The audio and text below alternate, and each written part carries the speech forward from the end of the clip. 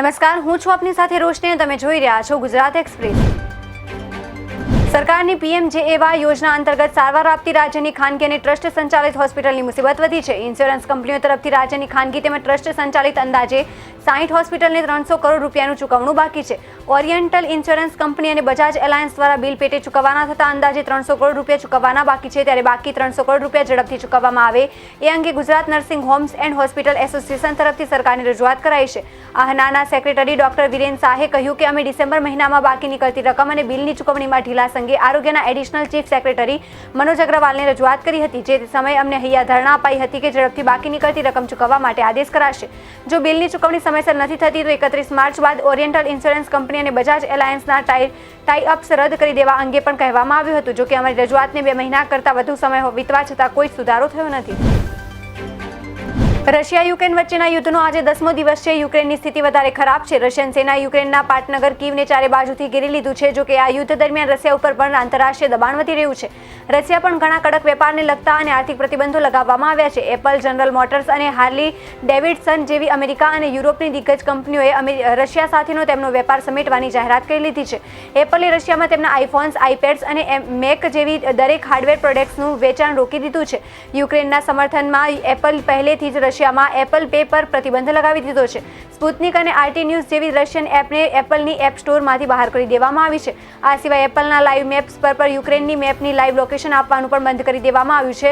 આ દરમિયાન કોકા-કોલાએ પણ રશિયામાં તેમનો વેપાર બંધ કરવાની જાહેરાત કરી છે। કંપની પર રશિયાથી વેપાર સમેટવા માટે ખૂબ દબાણ હતું। શુક્રવારે એનઓવીયુએસ સ્ટોર ચેને કોકા-કોલા સાથેની તેની પાર્ટનરશિપ સમાપ્ત કરી જાહેરાત કરી છે। તેનું કારણ એ છે કે ત્યાં સુધી કોકા-કોલાએ રશિયામાં તેનો વેપાર સમેટવાની જાહેરાત કરી ન હતી। અમેરિકાની દિગ્ગજ મોટરબાઇક કંપની હાર્લી ડેવિડસને મંગળવારે 1 ફેબ્રુઆરીએ કહ્યું કે તેણે રશિયામાં તેનો વેપાર અને સપ્લાય રોકી દીધો છે। હાર્લીના શેરમાં પણ અંદાજે 3% સુધીનો ઘટાડો જોવા મળ્યો છે। અમેરિકા પછી યુરોપ હાર્લીનું સૌથી મોટું બજાર છે। ન્યૂઝ એજન્સી રોયટર્સના જણાવ્યા પ્રમાણે હાર્લીની જે બાઇક્સને રશિયા ડિલિવર કરવાની હતી તેને હવે અન્ય જગ્યાએ મોકલવામાં આવી રહી છે। રશિયા યુક્રેન વચ્ચે યુદ્ધનો 10મો દિવસ છે। યુક્રેનના રશિયન સેના દ્વારા ઘણા શહેરોમાં સતત બોમ્બ હુમલા કરવામાં આવી રહ્યા છે। આ વચ્ચે યુક્રેનમાં ફસાયેલા ભારતીયોને પરત લાવવા માટે ભારત સરકાર દ્વારા ઓપરેશન ગંગા ચલાવવામાં આવી રહ્યું છે। આ ઓપરેશન હેઠળ અત્યાર સુધી કુલ 11,000થી વધુ ભારતીયોને પરત લાવવામાં આવ્યા છે। આ હેઠળ યુક્રેનથી 229 ભારતીય નાગરિકોને લઈને ઇન્ડિગોની ફ્લાઇટ રોમાનિયાના સુસેવાથી દિલ્હી પહોંચી છે।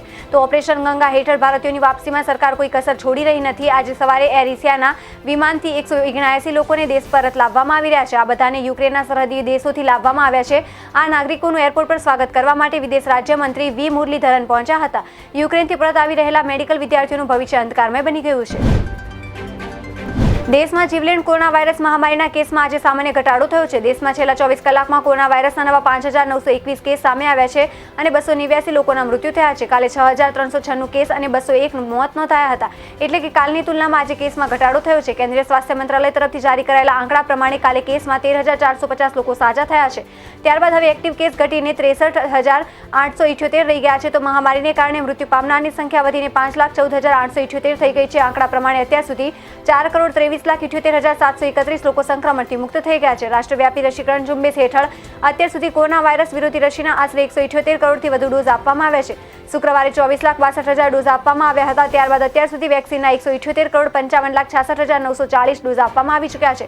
કેન્દ્રીય સ્વાસ્થ્ય મંત્રાલય પ્રમાણે સ્વાસ્થ્ય કર્મચારીઓ, કોરોના યોદ્ધાઓ અને 60 વર્ષથી વધુ ઉંમરના અન્ય બીમારીથી પીડિત લોકોને 2 કરોડથી વધુ પ્રિકોશન ડોઝ આપવામાં આવ્યા છે। દેશમાં કોરોના રસીકરણ અભિયાનની શરૂઆત 16 જાન્યુઆરી 2021થી કરવામાં આવી હતી।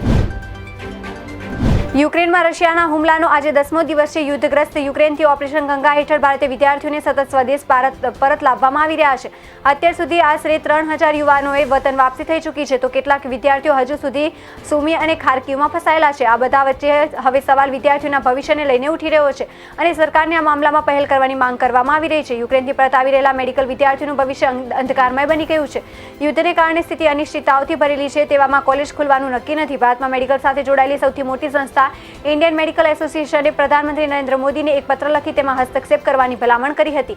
પત્રમાં આઈએમએ તરફથી સૂચન કરવામાં આવ્યું છે કે અનિશ્ચિતતાઓને વચ્ચે સરકારે નિયમોમાં ઢીલ આપી પરત આવી રહેલા મેડિકલ વિદ્યાર્થીઓનું એડમિશન ભારતની મેડિકલ કોલેજોમાં કરાવવામાં આવે, તેમાં પ્રાથમિકતા ફાઇનલ વર્ષના વિદ્યાર્થીઓને આપી શકાય છે। મેડિકલ વ્યવસાય સાથે સંકળાયેલી સંસ્થા માને છે કે પરીક્ષા દ્વારા વિદ્યાર્થીઓને ભારતમાં પ્રવેશ આપી શકાય છે। સરકારે એવો પણ સંકેત આપ્યો છે કે વિદ્યાર્થીઓ ભારતમાં જ તેમનો મેડિકલ અભ્યાસ પૂર્ણ કરવા માટે કોઈ રસ્તો શોધી શકે છે। ખાદ્ય તેલોના ભાવમાં છેલ્લા 15 દિવસથી ભડકો જોવા મળતા ગૃહિણીઓના બજેટ પર અસર થઈ છે. યુક્રેન અને રશિયા વચ્ચે યુદ્ધને પગલે વિદેશથી આવતો કાચો માલ મોંઘો બનતા એક ડબ્બા પાછળ 400 થી 450 રૂપિયા ભાવ વધારો થતા ગૃહિણીઓની સાથે ખાદ્ય તેલનો વેપાર કરતા વેપારીઓ અને ઉત્પાદકો પણ પરેશાન બન્યા છે. સિંગ તેલ, કપાસિયા તેલ, સનફ્લાવર તેલ, પામોલીન તેલના ભાવ માત્ર 15 દિવસથી એકાએક વધી ગયા છે. 15 દિવસમાં ખાદ્ય તેલના ભાવ 20 થી 30% જેટલા ઊંચકાયા છે. તો યુક્રેન અને રશિયા વચ્ચે ચાલી રહેલા યુદ્ધની અસર હવે ભારતમાં પણ જુદા જુદા ક્ષેત્રો પર પડી રહી છે. બંને દેશો સાથે સંકળાયેલા ઉદ્યોગોને અસર થઈ છે. તો વિદેશથી આવતો કાચો માલ સામાન મોંઘો બનતા ખાદ્ય તેલોના ભાવ આસમાને પહોંચ્યા છે. તો બીજી તરફ છેલ્લા 15 દિવસમાં સિંગ તેલ અને સોયાબીન તેલના ભાવમાં તોતિંગ ભાવ વધારો થતા ગૃહિણીઓનું બજેટ ખોરવાયું છે. 15 દિવસ અગાઉ જે સિંગ તેલના ડબ્બાનો ભાવ 2250 રૂપિયા હતો તે વધીને હાલ 2650 રૂપિયા થઈ ગયો છે. જ્યારે સોયાબીન અને પામોલીન તેલમાં પણ એક ડબ્બા પાછળ 400 થી 500 રૂપિયાનો ભાવ વધારો થયો છે. જેના કારણે તેલ ઉત્પાદકોની સાથે વેપારીઓ પણ પરેશાન બન્યા છે.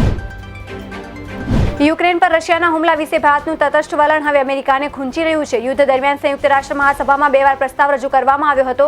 આ પ્રસ્તાવમાં કહેવામાં આવ્યું હતું કે રશિયાએ હવે યુક્રેનથી તેની સેના હટાવવી જોઈએ. ત્યાં ઘણું નુકસાન થયું છે. તો ભારતે 2 વખત આ પ્રસ્તાવમાં તટસ્થ વલણ અપનાવ્યું છે. એને કારણે હવે ભારત સામે અમેરિકા સહિત પશ્ચિમ દેશોએ નારાજગી વ્યક્ત કરી છે. અમેરિકા અને ફ્રાન્સની આ નારાજગીને કારણે હવે શક્ય છે કે ભારતની સંયુક્ત રાષ્ટ્ર સુરક્ષા પરિષદમાં કાયમી સભ્યપદ મેળવવામાં મુશ્કેલી થઈ શકે. યુક્રેન પર રશિયાની કાર્યવાહી મામલે ભારતના તટસ્થ વલણથી અમેરિકા નારાજ છે. આ વિશે જ્યારે બાઇડનને પત્રકાર પરિષદમાં સવાલ કરવામાં આવ્યો ત્યારે તેમણે ખૂબ જ ઓછા શબ્દોમાં કહ્યું હતું કે અમેરિકા ભારતના વર્તનથી અસંતુષ્ટ છે. ભારતના આ વર્તનને કારણે બંને દેશ વચ્ચે થોડું અંતર આવી ગયું છે. આ ઉપરાંત જ્યારે બુધવારે સંયુક્ત રાષ્ટ્ર મહાસભાના પ્રસ્તાવમાં પણ ભારત તટસ્થ રહ્યું ત્યારે પણ અમેરિકાના આસિસ્ટન્ટ સ્ટેટ સેક્રેટરી ડોનાલ્ડ લુએ કહ્યું હતું કે અમે ઈચ્છીએ છીએ કે ભારત રશિયાની કાર્યવાહી તરફ સ્પષ્ટ વિચારો વ્યક્ત કરે. યુએનએસસીના 5 મુખ્ય સભ્ય દેશોમાં અમેરિકા, ફ્રાન્સ, ચીન, બ્રિટન અને રશિયા છે. રશિયાએ યુક્રેન પર આક્રમણ કર્યા પછી અમેરિકા, બ્રિટન અને યુરોપિયન સંઘે રશિયા પર ઘણા આકરા પ્રતિબંધો લગાવ્યા છે. નોંધનીય છે કે સંયુક્ત રાષ્ટ્ર સુરક્ષા પરિષદમાં ભારતના સ્થાયી સભ્યપદ માટે અત્યાર સુધીમાં ચીન જ વિરોધ કરતું હતું. પરંતુ હવે શક્ય છે કે અમેરિકા અને બ્રિટન પણ આ વિરોધમાં સામેલ થઈ શકે છે. આ સંજોગોમાં રશિયા બાબતે નિષ્પક્ષ રહેવાથી શક્ય છે કે ભારતને યુએનએસસીમાં સ્થાયી સભ્ય મળવું મુશ્કેલ થઈ શકે છે. વર્લ્ડ ક્રિકેટે શુક્રવારે સ્પિનના જાદુગર એવા શેન વોર્નને ગુમાવી દીધા છે. ઓસ્ટ્રેલિયન દિગ્ગજ ક્રિકેટર શેન વોર્નનું નિધન હાર્ટ એટેકથી માત્ર 52 વર્ષની ઉંમરે થયું હતું. તેવામાં ન્યૂઝીલેન્ડમાં રમાઈ રહેલા વન ડે મહિલા વર્લ્ડ કપની મેચ દરમિયાન ઓસ્ટ્રેલિયા વુમન અને ઇંગ્લેન્ડ વુમને 1 મિનિટનું મૌન પાળી શેન વોર્નને શ્રદ્ધાંજલિ આપી હતી. દરેક ખેલાડી કાળી પટ્ટી પહેરી મેદાનમાં રમવા ઉતર્યા હતા. એટલું જ નહીં, આ દરમિયાન ફેન્સે પણ શેન વોર્નને શ્રદ્ધાંજલિ આપી હતી. શેન વોર્ને શુક્રવારે સવારે ઓસ્ટ્રેલિયન પૂર્વ વિકેટકીપર બેટર રોડ માર્શના નિધન પર ટ્વીટ કરી શ્રદ્ધાંજલિ પાઠવી હતી. જોકે આ દરમિયાન કોને જાણ હતી કે વોર્નના જીવનની આ છેલ્લી ટ્વીટ બનીને રહી જશે. તેવામાં ઓસ્ટ્રેલિયન મહિલા ક્રિકેટ ટીમે મૌન પાળીને શેન વોર્નની સાથે માર્શના નિધન પર પણ શોક વ્યક્ત કર્યો હતો. વિક્ટોરિયન સ્પોર્ટ્સ મિનિસ્ટર માર્ટિન પાકુલાએ શનિવારે ઓસ્ટ્રેલિયાના મેલબર્ન ક્રિકેટ ગ્રાઉન્ડના ગ્રેટ સધર્ન સ્ટેન્ડને શેન વોર્નના નામે રાખવાની જાહેરાત કરી છે. હિંમતનગરની હિરલ શાહે વીપીઆર મિસિસ ઇન્ડિયા ગ્લેમરનો ખિતાબ અંકે કરી કોલેજ કાળના સ્વપ્નને સાકાર કરી સાબિત કરી દીધું છે કે નાનકડા શહેરની વ્યક્તિ પણ જાકમજાળવાળી મોડલિંગ ઇન્ડસ્ટ્રીઝને પોતાનું કૌવત બતાવી શકે છે અને સફળતા કોઈની મોહતાજ નથી. કોલેજ કાળથી જ ફેશન, મોડલિંગ, ડાન્સિંગ વગેરેમાં ભાગ લેતી હતી અને મોડલિંગનો શોખ હતો, પરંતુ અનુકૂળ વાતાવરણ મળ્યું ન હતું. ત્યારબાદ લગ્ન થઈ ગયા અને બાળકના જન્મ થયા બાદ વજન વધી જતા ફિટનેસ પર ધ્યાન કેન્દ્રિત કરી વોકિંગ, યોગા, કસરત શરૂ કર્યું. જંક ફૂડનો ત્યાગ કર્યો. 8 માસ અગાઉ કોરોના પેન્ડેમિકમાં નેટ સર્ફિંગ કરવા દરમિયાન વીપીઆર મિસિસ ઇન્ડિયાની એડ જોઈને તેમાં પ્રમોટરનો બાયોડેટા ચકાસી રજીસ્ટ્રેશન કરાવ્યું, જેમાં ખ્યાતનામ ફોટોગ્રાફર વિજય કબરા, 2015માં મિસ ઇન્ડિયા રહી ચૂકેલા પ્રિયંકા ખુરાના વગેરે હતા, જેમણે ફિટનેસથી માંડી ડાયટ, રેમ્પવર્ક, ક્લોથિંગ, મેકઅપ વગેરેની ઓનલાઈન ટ્રેનિંગ આપી હતી. આ પૂર્ણ થયા પછી 100 જેટલા સ્પર્ધકોનું ઓડિશન થયું, જેમાંથી 40 સ્પર્ધકો સિલેક્ટ થયા હતા. 40 સ્પર્ધકો પૈકી એક સ્પર્ધક બીમાર થતા 23 ફેબ્રુઆરીએ શરૂ થયેલ કોન્ટેસ્ટમાં હાજર રહ્યા ન હતા. રાજકોટના કડવા પાટીદાર અગ્રણી અને વકીલ મહેન્દ્ર ફળદુ આપઘાત મામલો. 7 આરોપી બિલ્ડર ફરાર થયા છે. તો રાજકોટ પોલીસની ટીમ અમદાવાદ પહોંચે તે પહેલા બિલ્ડરો ફરાર થયા. તમામના મોબાઈલ ફોન પણ સ્વિચ ઓફ આવી રહ્યા છે. તો પોલીસની અલગ અલગ 4 ટીમોએ એકે હાથ લાગ્યા નથી. વિશ્વ ઉમિયા ફાઉન્ડેશનના ઉપપ્રમુખ દીપક પટેલ સહિત 7 આરોપીઓ પોલીસની પકડથી દૂર છે. તો અમદાવાદના ઠીક રાજકોટના 2 આરોપી બિલ્ડરો પણ પોલીસ પકડથી દૂર. ઓઝોન ગ્રુપના આ નામાંકિત બિલ્ડરોના ત્રાસથી મહેન્દ્ર ફળદુએ કર્યો હતો આપઘાત. રાજકોટના MM પટેલ અને અમિત ચૌહાણ પોલીસ પકડથી દૂર છે. અમદાવાદના જયેશ કાંતિલાલ પટેલ, દીપક મણીલાલ પટેલ, પ્રકાશ ચંદુલાલ પટેલ, પ્રણય કાંતિલાલ પટેલ, પ્રકાશ ચંદુલાલ પટેલ પોલીસ પકડથી દૂર છે. તો પોલીસે સામે આરોપી ગુનો નોંધ્યો છે. આપઘાતની સંપૂર્ણ તપાસ માટે રાજકોટ પોલીસે SITની રચના કરી છે. પીએમ નરેન્દ્ર મોદી ગુજરાતના પ્રવાસે આવવાના છે. કોરોના કાળ બાદ પીએમ મોદીનો ગુજરાત પ્રવાસ ખાસ બની રહેશે. તેઓ ખેલ મહાકુંભના રંગારંગ કાર્યક્રમમાં વિશાળ જનમેદનીને સંબોધન કરશે. તો બીજી તરફ આ દરમિયાન અન્ય બે દિગ્ગજો પણ ગુજરાતના પ્રવાસે છે. ગુજરાતમાં યોજાનારી આરએસએસની સર્વોચ્ચ બેઠકમાં આરએસએસના વડા મોહન ભાગવત અને ભાજપના રાષ્ટ્રીય પ્રમુખ જેપી નડ્ડાની હાજરી ખાસ બની રહેશે. 32 વર્ષ બાદ લાંબા ગાળા બાદ આરએસએસની સર્વોચ્ચ બેઠક ગુજરાતમાં મળવાની છે. ત્યારે આ બેઠક ખાસ બનીને રહેશે. પીએમ મોદી 11-12 માર્ચે ગુજરાત આવશે. 11 માર્ચે પીએમ મોદી અમદાવાદના જીએમડીસી મેદાનમાં સરપંચ સંમેલનને સંબોધન કરશે. આ સંમેલનમાં સરપંચો ઉપરાંત પંચાયતી રાજ વ્યવસ્થાના હોદ્દેદારો પણ હાજર રહેશે. તાલુકા જિલ્લા પંચાયતના સદસ્યો પણ મોટી સંખ્યામાં હાજર રહેશે. મારું ગામ મારું ગુજરાત હેઠળ યોજાનારા આ કાર્યક્રમમાં પીએમ મોદી સંબોધન કરશે. આ કાર્યક્રમમાં મુખ્યમંત્રી, ભાજપ અધ્યક્ષ, મંત્રીમંડળના સભ્યો, સાંસદો, ધારાસભ્યો હાજર રહેશે. ગુજરાત પ્રવાસ દરમિયાન અમદાવાદ મનપાના વિકાસ કાર્યોનું પણ પીએમ મોદી લોકાર્પણ કરી શકે છે. 12 માર્ચે પીએમ મોદી રક્ષા શક્તિ યુનિવર્સિટીના પદવીદાન સમારોહમાં હાજરી આપશે. રક્ષા શક્તિ યુનિવર્સિટીમાં પણ પીએમ મોદી સંબોધન કરશે. 12 માર્ચે અમદાવાદમાં ખેલ મહાકુંભની શરૂઆત કરાવશે. નવરંગપુરા સ્ટેડિયમમાં પીએમ મોદી ખેલ મહાકુંભને ખુલ્લો મૂકશે, જેમાં પણ જંગી જનમેદની પીએમ મોદી સંબોધન કરશે. સાથે જ ખેલ મહાકુંભની સફળતાની વાત કરશે. તો 32 વર્ષો બાદ આરએસએસની સર્વોચ્ચ બેઠક ગુજરાતમાં મળવાની છે. દર વર્ષે માર્ચ મહિનામાં મળનારી બેઠક અમદાવાદના પીરાણા ખાતે યોજાશે. 11 થી 13 માર્ચ સુધી અમદાવાદ પીરાણા ખાતે આરએસએસની બેઠક મળશે. આરએસએસની આ બેઠક વડા મોહન ભાગવત અને ભાજપના રાષ્ટ્રીય પ્રમુખ જેપી નડ્ડાની હાજરીમાં યોજાશે. અમૂલ દ્વારા પોતાની એક પછી એક પ્રોડક્ટમાં ભાવ વધારો કરવામાં આવી રહ્યો છે. દૂધમાં ભાવ વધારો કર્યા બાદ હવે દહીં અને છાશની કિંમતમાં પણ વધારો ઝીંક્યો છે, જેના પગલે સામાન્ય નાગરિકની કમર તોડી નાખી છે. જેના પગલે ગૃહિણીઓનું બજેટ હવે વધારે ખોરવાશે. શાકભાજી, દૂધ બાદ હવે છાશની કિંમતમાં પણ વધારો થયો છે, જેના પગલે ગૃહિણીનું બજેટ હવે અસ્તવ્યસ્ત થાય તેવી શક્યતાઓ છે. અમૂલ દૂધ બાદ હવે દહીં અને છાશના ભાવમાં પણ વધારો કરવામાં આવ્યો છે. અમૂલ દૂધ બાદ હવે છાશ અને દહીંના ભાવમાં પણ વધારો ઝીંકાતા સામાન્ય નાગરિક હેરાન પરેશાન થયો છે. અમૂલ જીરા છાશના 180 મિલીમીટર પાઉચમાં ₹1 વધારો કરવામાં આવ્યો છે. તો 200 ગ્રામ મસ્તી દહીંના ભાવમાં પણ ₹1 વધારો થયો છે. 400 ગ્રામ મસ્તી દહીંના પાઉચમાં ₹2 વધારો કરવામાં આવ્યો છે. 1 કિલો મસ્તી દહીંના પાઉચમાં ₹2 વધારો ઝીંકાયો છે. અમૂલ જીરા છાશના જૂના ભાવ ₹5 અને નવા ભાવ ₹6 થઈ ચૂક્યા છે. અમૂલ મસ્તી દહીં 200 ગ્રામ જૂનો ભાવ ₹15 અને નવો ભાવ ₹16 થઈ ચૂક્યો છે. અમૂલ મસ્તી દહીં 400 ગ્રામ જૂનો ભાવ ₹28 અને નવો ₹30 થઈ ચૂક્યો છે. અમૂલ મસ્તી દહીં 1 કિલો પાઉચનો જૂનો ભાવ ₹63 અને નવો ₹65 થઈ ચૂક્યો છે. દૂધ બાદ હવે ગરીબોની છાશ અને દહીંમાં પણ ભાવ વધારો ઝીંકાયો છે. મહેસાણા જિલ્લાના વિસનગર તાલુકાના સવાલા ગામમાં ગઈકાલે યોજાયેલ લગ્ન પ્રસંગના જમણવારમાં 1000થી વધુ લોકોને ફૂડ પોઈઝનિંગ થયું હતું. જેને પગલે વિસનગરના ધારાસભ્ય અને રાજ્યના આરોગ્ય મંત્રી ઋષિકેશ પટેલને આ સમાચાર મળતા તેઓ તરત જ ગાંધીનગરથી મોડી રાત્રે 3:30 વાગે વિસનગર દોડી આવ્યા હતા. જે દાવતમાં એકસાથે 1255 લોકોને ફૂડ પોઈઝનિંગનો શિકાર થયા હતા. તે કોંગ્રેસના નેતાના પુત્ર લગ્નની દાવત હતી. કોંગી નેતા વઝીર ખાનના પુત્ર શાહરૂખ ખાનના લગ્નમાં નોનવેજ ખાવાથી 3000ની વસ્તીવાળું આખું ગામ ફૂડ પોઈઝનિંગની ઝપેટમાં આવી ગયું છે. હોંશે હોંશે રખાયેલી લગ્નની દાવતમાં કોઈએ વિચાર્યું પણ ન હતું કે બીજા દિવસે હોસ્પિટલમાં જવું પડશે. ગઈકાલે વિસનગરના સવાલા ગામે કોંગ્રેસના આગેવાન વઝીર ખાનના પુત્ર શાહરૂખ ખાનના લગ્નનો રિસેપ્શન પ્રોગ્રામ રાખવામાં આવ્યો હતો.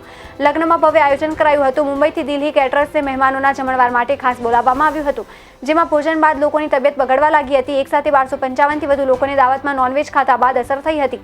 આ કારણે હોસ્પિટલોમાં જગ્યા પણ ખૂટી પડી હતી. વિવિધ 6 ગામની હોસ્પિટલો દર્દીઓથી ભરાઈ ગઈ હતી. વિસનગર, મહેસાણા, ઊંઝા, ખેરાલુ, વડનગર અને ગાંધીનગર સિવિલમાં દર્દીઓને ખસેડવામાં આવ્યા હતા. રશિયા યુક્રેન વચ્ચે યુદ્ધ ચાલી રહ્યું છે. આ વચ્ચે ઓપરેશન ગંગા હેઠળ સ્વદેશ પરત ફરી રહેલા મેડિકલ વિદ્યાર્થીઓને સરકારે મોટી રાહત આપવાનો નિર્ણય કર્યો છે. કેન્દ્ર સરકાર આ સંબંધમાં ફોરેન મેડિકલ ગ્રેજ્યુએટ લાયસન્સિંગ એક્ટમાં મોટો ફેરફાર કરવા જઈ રહી છે, જેથી યુક્રેનથી પરત આવેલા વિદ્યાર્થીઓનું ભવિષ્ય ખરાબ ન થાય. હકીકતમાં અત્યાર સુધી વિદેશોની મેડિકલ કોલેજોમાં અભ્યાસ કરનાર વિદ્યાર્થીઓએ કોર્ટના સમયગાળા સિવાય ટ્રેનિંગ અને ઇન્ટર્નશીપ ભારતની બહાર કરવી પડતી હતી. તેવામાં યુક્રેનથી પરત આવી રહેલા અને પૂર્વમાં ચીનથી આવેલા વિદ્યાર્થીઓના ભવિષ્યને જોતા તેમાં કેટલાક ફેરફાર કરવામાં આવ્યા છે. હવે વિદેશમાં અભ્યાસ કરી રહેલા વિદ્યાર્થીઓ ભારત આવી પોતાની ઇન્ટર્નશીપ પૂરી કરી શકે છે. આ પહેલા વિદેશમાં ભણી રહેલા વિદ્યાર્થીઓને સત્રની વચ્ચે ભારતીય મેડિકલ કોલેજો કે સંસ્થાઓમાં સામેલ કરવાની મંજૂરી ન હતી. તેને લઈને નેશનલ મેડિકલ કમિશને એક પરિપત્ર જાહેર કર્યો છે. પરિપત્રમાં કહેવામાં આવ્યું છે કે ઘણા એવા વિદેશી મેડિકલ ગ્રેજ્યુએટ છે જેની આવી મજબૂર સ્થિતિને કારણે ઇન્ટર્નશીપ અધૂરી છે. કોવિડ-19 મહામારી અને યુદ્ધ જેવી આપદા નિયંત્રણની બહાર છે. તેવામાં તેની પીડા અને તણાવને ધ્યાનમાં રાખતા વિદ્યાર્થીઓને બાકી ઇન્ટર્નશીપ ભારતમાં પૂરી કરી શકે છે. સ્ટેટ મેડિકલ કાઉન્સિલ પણ આમ કરી શકે છે, પરંતુ ઉમેદવારે ભારતમાં ઇન્ટર્નશીપ પૂરી કરવા માટે અરજી કરતા પહેલા FMGE ક્લિયર કર્યું હોય તે મહત્વનું છે કે મીડિયા રિપોર્ટ પ્રમાણે ચીન અને યુક્રેનથી આવેલા 25,000 વિદ્યાર્થીઓ MFGL એક્ટમાં ફેરફારનો લાભ મળી શકે છે. ચીખલી તાલુકાના સિયાદે ગામે આવેલી પ્રાથમિક શાળાના એક વર્ગ શિક્ષક દ્વારા વિદ્યાર્થીને મારવામાં આવતા તેમજ ધમકી આપતા વિદ્યાર્થીના પિતાએ ખેરગામ પોલીસ સ્ટેશનમાં શિક્ષક વિરુદ્ધ પોલીસ ફરિયાદ આપતા ખેરગામ પોલીસે શિક્ષક વિરુદ્ધ ગુનો દાખલ કરી વધુ તપાસ હાથ ધરી છે. ચીખલી તાલુકાના કણભાઈ ગામ દેસાઈ ફળિયામાં રહેતા 8 વર્ષીય પ્રિયાંશ દિલીપભાઈ સોલંકી સિયાદા કબીર કણબીવાડ ખાતે આવેલા પ્રાથમિક શાળામાં ધોરણ 3માં અભ્યાસ કરતો હતો તો વિદ્યાર્થી શાળાના વર્ગમાં શિક્ષક હસમુખભાઈ પટેલ દ્વારા 1.5 માસ અગાઉ વિદ્યાર્થી પ્રિયાંશને કોઈ કારણોસર પીઠમાં ધક્કામુક્કી મારતા 4-5 દિવસ પ્રિયાંશને શરીરમાં દુખાવો રહેતો. ત્યારબાદ આજ શિક્ષક દ્વારા પ્રિયાંશ પાસે સ્વાધ્યાયનું કાગળ મંગાવવામાં આવેલ અને સાહેબે સ્વાધ્યાય શોધીને આપવા કહ્યું, પરંતુ પ્રિયાંશને શિક્ષક દ્વારા કોઈ પેપર કે સ્વાધ્યાય આપવામાં આવ્યું ન હતું, જે બાબતે પણ પ્રિયાંશને માથામાં માર્યું. જો કે સ્વાધ્યાય પેપર છેવટે શિક્ષક હસમુખ પટેલની બેગમાંથી મળ્યું. ત્યારબાદ 24/2/2020ના રોજ પણ શિક્ષક હસમુખ પટેલ દ્વારા ધક્કામુક્કી અને મારવામાં આવ્યો હતો. જે પ્રસંગે પ્રિયાંશે તેના પિતાને તમામ હકીકતની જાણ કરતા તેના પિતાએ શાળાના આચાર્યને ફોનથી જાણ કરી હતી. આ ફરિયાદથી શિક્ષક હસમુખ પટેલ વધુ ઉગ્ર બની ગયા. ચાલુ ક્લાસે વિદ્યાર્થી પ્રિયાંશને ધમકી આપી કે તારા બાપની સામે હું તને મારીશ. ત્યારબાદ શિક્ષક હસમુખ પટેલ દ્વારા શાળામાંથી LC કાઢી આપીશની પણ ધમકી આપવામાં આવી હતી. જે અંગેની આજરોજ ફરિયાદ ખેરગામ પોલીસ મથકમાં ભોગ બનનાર પ્રિયાંશના પિતાએ નોંધાવતા આગળની વધુ તપાસ ખેરગામ પોલીસે હાથ ધરી છે. સુરતના પાંડેસરામાં ચકચારિત માતા બાળકી પર રેપ બાદ હત્યા મામલે સુરત કોર્ટે આરોપી હર્ષ સહાય રામરાજ ગુર્જરને ગત રોજ દોષિત ઠેરવ્યો હતો. આ સાથે મદદગારી કરનાર આરોપી હરિઓમ ગુર્જરને પણ દોષિત ઠેરવ્યો હતો. આજે વધુ સુનાવણી હાથ ધરાઈ હતી. ત્યારબાદ સજાની સુનાવણી 7 માર્ચ પર મુલતવી રાખવામાં આવી છે. અત્રે ઉલ્લેખનીય છે કે એપ્રિલ 2018માં માસૂમ બાળકી અને તેની માતાની હત્યા કરી જાડીઓમાં ફેંકી દીધી હતી. માતા અને બાળકીને ઢોરમાર મારવાની તડપાવીને મારી નાખી હતી. તો પાંડેસરા પોલીસ સ્ટેશનમાં 6 એપ્રિલ 2018ના રોજ ગુનો નોંધાયો હતો અને અમદાવાદ ક્રાઇમ બ્રાન્ચ દ્વારા આખા ગુનાનો ભેદ ઉકેલાયો હતો. કેબી ઝાલાએ જણાવ્યું હતું કે જે તે સમયે તેઓ પાંડેસરામાં ફરજ બજાવતા હતા અને ઉપરાઉપરી એટલે કે લગભગ 4 દિવસના ગાળામાં માતાના મૃતદેહ બાદ બાળકીનો મૃતદેહ મળી આવ્યો હતો. બંનેની ઓળખ માટે પોલીસે લગભગ 6500 પોસ્ટર દેશના તમામ રાજ્યોમાં લગાડી પરિવાર શોધવાનો પ્રયાસ કર્યો હતો. તેમ છતાં કોઈ સફળતા મળી ન હતી. જોકે આખરે એક 56 સેકન્ડના CCTV કેમેરામાં કાળા કલરની કારની ઓળખ થયા બાદ આખો કેસ ડિટેક્ટ થયો હતો. વધુમાં જણાવાયું હતું કે આરોપી પકડાઈ ગયો હતો અને પૂછપરછમાં આરોપીએ ગુનો કબૂલ કરતા અધિકારીઓ પણ ચોંકી ગયા હતા. રાજસ્થાનના એક ગામમાંથી માતા દીકરીને કામ આપવાના બહાને સુરત જિલ્લામાં કામરેજ ગામે લવાયા હતા, જ્યાં કન્સ્ટ્રક્શન સાઇટ પર કામ આપવામાં આવ્યું હતું. જોકે કોઈ વાત પર રકઝક થતા આરોપીએ મહિલાને ફાંસો આપી પતાવી દીધા બાદ એરપોર્ટ રોડ ઉપર જાડીમાં ફેંકી દીધી હતી અને માસૂમ દીકરીને પોતાની સાથે પોતાના જ ઘરમાં રાખતો હતો. જ્યાં પણ ડર એટલે કે પરિવાર બાળકીને લઈ કોઈ પ્રશ્ન ઊભો કરે તેવા ડર વચ્ચે આરોપીએ બાળકીને પણ મારી નાખી પોતાની કારમાંથી ઘરને થોડી દૂર ફેંકી દીધી હતી. મોડાસા નગરની તાજેતરમાં યોજાયેલ ફાયર વિભાગની પરીક્ષા રદ કરવા અને પુનઃ પરીક્ષા યોજવા પાલિકાની પસંદગી કમિટી દ્વારા પ્રાદેશિક કમિશનર કચેરીએ ઠરાવ કરી મોકલી આપવામાં આવ્યો છે. મોડાસા નગરપાલિકામાં ફાયર વિભાગનું મહેકમ મંજૂર થયેલ છે, જેમાં બીજા તબક્કાની પરીક્ષા 2 માસ અગાઉ યોજાઈ હતી, જેનું પરિણામ પાલિકાએ બંધ કવરમાં મળ્યું હતું. પરંતુ વચેટિયા ઇસમો દ્વારા ઉમેદવારો પાસે રૂપિયાની માંગણી થઈ હોવાનું જે તે સમયે પાલિકાના પ્રમુખને ધ્યાને આવતા વડી કચેરીએ લેખિતમાં જાણ કરવામાં આવી હતી. ઉમેદવારોને આર્થિક નુકસાન અને પાલિકાની છબી ન ખરડાય તે હેતુથી પાલિકાની પસંદગી કમિટી દ્વારા પરીક્ષા રદ કરી પુનઃ પરીક્ષા યોજવા પ્રાદેશિક કમિશનર કચેરીએ ઠરાવ કરી મોકલી આપ્યો હોવાનું પાલિકાના પ્રમુખે જણાવ્યું છે. સુપ્રસિદ્ધ સાળંગપુર કષ્ટભંજન હનુમાનજી મંદિરે શનિવારે ફ્રૂટનો ભવ્ય શણગાર કરવામાં આવ્યો હતો તો હરિભક્તોએ દર્શન કરી ધન્યતા અનુભવી છે. સુપ્રસિદ્ધ સાળંગપુર કષ્ટભંજન હનુમાનજી મંદિરે હનુમાન દાદાને આજે શનિવારે ફ્રૂટ શણગાર કરવામાં આવ્યો છે. મોટી સંખ્યામાં હરિભક્તો શણગારનો લાભ લીધો હતો તો ભક્તોએ દાદાના દર્શન કરી ધન્યતા અનુભવી હતી. હનુમાન દાદાને તેમજ તેમની બાજુની જગ્યામાં મોટી સંખ્યામાં ફ્રૂટનો અદ્ભુત શણગાર કરવામાં આવ્યો છે. હનુમાનજી મંદિર વહીવટી વિભાગ તરફથી અહીં અલગ અલગ પ્રકારના શણગારો તહેવાર પર કરવામાં આવતા હોય છે. અંબાજીના ગબ્બર પર્વત ઉપર અંદાજે ₹13.25 કરોડના ખર્ચે લેઝર લાઇટ એન્ડ સાઉન્ડનું આયોજન કરવામાં આવ્યું છે. તો ગબ્બર પર્વત ઉપર લેઝર લાઇટ દ્વારા સમગ્ર ફિલ્મ સ્વરૂપે પ્રોજેક્ટથી શો બતાવવામાં આવશે. રાજ્ય સરકાર દ્વારા રાજ્યમાં સ્થાપિત ધાર્મિક સ્થાનોને યાત્રાધામની સાથે પ્રવાસન ધામ તરીકે પણ વિકસાવીને વધુમાં વધુ પ્રવાસીઓ આવા સ્થળોની મુલાકાત લે તેવા પ્રયાસો હાથ ધરવામાં આવે છે, જેમાં ખાસ કરીને શક્તિપીઠ અંબાજીના ગબ્બરગઢની તળેટીમાં તત્કાલીન મુખ્યમંત્રી અને હાલના વડાપ્રધાન નરેન્દ્ર મોદીની ઈચ્છા અનુસાર શ્રદ્ધાળુઓને વિવિધ દેશોમાં સ્થાપિત 51 શક્તિપીઠ સ્થળો એક સાથે એક જ જગ્યાએ એક જ સમયે દર્શન થાય તેવું સ્થળ બનાવવામાં આવ્યું છે. અને હવે અંબાજીના ગબ્બર પર્વત ઉપર અંદાજે ₹13.25 કરોડના ખર્ચે લેઝર લાઇટ એન્ડ સાઉન્ડનું આયોજન હાથ ધરવામાં આવ્યું છે. મા અંબાના મૂળ સ્થાન ગણાતા ગબ્બરગઢ ઉપર દેશ વિદેશમાં સ્થાપિત 51 શક્તિપીઠોની મહિમા અને મહાત્મા સચિત્ર અને સાઉન્ડ સાથે સમજાવવાનું મોટું આયોજન કર્યું છે. ગબ્બરગઢ ઉપર ન જઈ શકનાર તેમજ 51 શક્તિપીઠ મંદિરોની પરિક્રમા ન કરી શકે તેવા ભક્તોને મા અંબાની ઉત્પત્તિ સાથે 51 શક્તિપીઠોની ઉત્પત્તિની ઐતિહાસિક ગાથા મનોરંજનના માધ્યમથી મળી શકે તે માટે ગબ્બર પર્વત ઉપર લેઝર લાઇટ એન્ડ સાઉન્ડ શોનું આયોજન હાથ ધરાયું છે. હાલ તબક્કે આની તૈયારીઓ અંતિમ ચરણમાં જોવા મળી રહી છે, જેનું ટેસ્ટિંગ કરાઈ રહ્યું છે. લેઝર લાઇટ દ્વારા ગબ્બર પર્વત ઉપર પ્રકાશ પાડી સમગ્ર ફિલ્મ સ્વરૂપે પ્રોજેક્ટથી શો બતાવવામાં આવશે, જે આગામી એપ્રિલ 2022 દરમિયાન ખુલ્લું મૂકવાની પણ શક્યતાઓ જોવા મળી રહી છે. ગલિયાણા સાબરમતી નદીના કાંઠે પાણીમાં લીલા કુવેલ વચ્ચે 10 ગાયો ફસાઈ 3 ગાયોના મોત થયા છે. તો ગલિયાણા સાબરમતી નદીના કાંઠે પાણીમાં લીલા કુવેલ વચ્ચે 10 ગાયો ફસાઈ ગઈ હતી, જેમાં 3 ગાયને બચાવી લેવામાં આવી છે તો 2 ગાયોના મોત થયા છે. તેમજ હજુ 4 થી 5 ગાયોની શોધખોળ મોડી રાત સુધી ચાલુ છે. તો ગલિયાણા ગામના ગોવાળિયાઓ ગઈકાલે સાબરમતી નદીના સામા કાંઠે ગાયોને ચરાવવા લઈ ગયા હતા, જેમાંથી કેટલીક ગાયો બપોરના 2 વાગ્યાના સુમારે પાણી પીવા નદીની અંદર ઉતરેલ, જેને લઈને નદીની અંદર રહેલી લીલી કુવેલના સામ્રાજ્ય વચ્ચે 10 જેટલી ગાયો ફસાઈ ગઈ હતી. જે વાતની જાણ ગલિયાણા ગામના લોકોને થતા ગ્રામજનો ટોળે ટોળા દોરડા લઈને ગાયોને બચાવવાની કામગીરી શરૂ કરી હતી. નદીની અંદર દરોડા બાંધીને ગામના લોકો ગાયોને બચાવવા નદીની અંદર પડ્યા હતા, જેમાંથી 3 ગાયોને ગામ લોકોએ સાંજના 7 વાગ્યા સુધીમાં બચાવી લીધી હતી અને 2 ગાયો મરણ થઈ હતી, બહાર કાઢવામાં આવી. તેમજ અન્ય ફસાયેલ ગાયોને બહાર કાઢવાની કામગીરી શરૂ કરી હતી, પરંતુ ધીમી રાત પડતા ગાયોને બહાર કાઢવી મુશ્કેલ હતી, જેને લઈને કોઈએ આણંદ કલેક્ટરને જાણ કરાતા તારાપુર મામલતદારને ઘટના સ્થળે પહોંચ્યા હતા. સૂચનો આપતા રાત્રે 10 વાગે મામલતદાર પ્રીતિબેન પટેલ તેઓની ટીમ સાથે ઘટના સ્થળે પહોંચી હતી. તેમજ ખંભાત તથા આણંદ ફાયર બ્રિગેડની ટીમ પોતાના સાધનો અને બોટને લઈને પહોંચી ગાયોને બચાવવાની કામગીરી શરૂ કરી હતી. બાકી ફસાયેલ ગાયોને બચાવવા ફાયર બ્રિગેડની ટીમ કામે લાગી હતી. ગાયોને બહાર કાઢવાનું રેસ્ક્યુ મોડી રાત સુધી ચાલુ રાખ્યું હતું.